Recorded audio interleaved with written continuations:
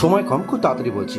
সকাল সকাল ঘুম থেকে উঠে ফ্রেশ হয়ে ভাতটা বসিয়ে দিয়েছিলাম এবং এই ছিলা সদ্য আমি প্রত্যেক দিনকে অফিসে নিয়ে এবং তার সাথে একটা করে ডিম, তারপর একটুখানি চা খেয়ে নিলাম, তারপরে স্নান করার জন্য চলে গিয়েছিলাম। সময় তখন সকাল 8টা। তো স্নান করে এসে খাওয়া দাওয়া সেরে নিলাম। মেনু ছিল ভাত, ডাল, বেগুন ভাজা। তারপরে চটজলদি রেডি হয়ে অফিসের জন্য বেরিয়ে পড়লাম। আর আজ সকাল থেকে ওয়েদারটা একটুখানি খারাপ, তাই বৃষ্টি হয়েছিল, তাই রাস্তাঘাট কাদায় ভরেছিল। তারপর মেট্রো ধরে আমি ভিড়ে ঠেলতে ঠেলতে পৌঁছলাম সেন্ট্রাল সেক্রেটারিয়েটে। সেখান থেকে আমার মেট্রো চেঞ্জ করে আইটিও। আর সকালে পলিউশনের জন্য আজও সেরকম চিত্র চোখে পড়লো। আর আজ কি মনে হলো একটুখানি একটা ভিডিও করে নিলাম চেয়ারে বসে। তারপর দুপুর 12টার সময় অফিসের কাজে একটুখানি বেরিয়েছিলাম। কাজ ছেড়ে আসার পথে মুসম্বি জুস খেলাম।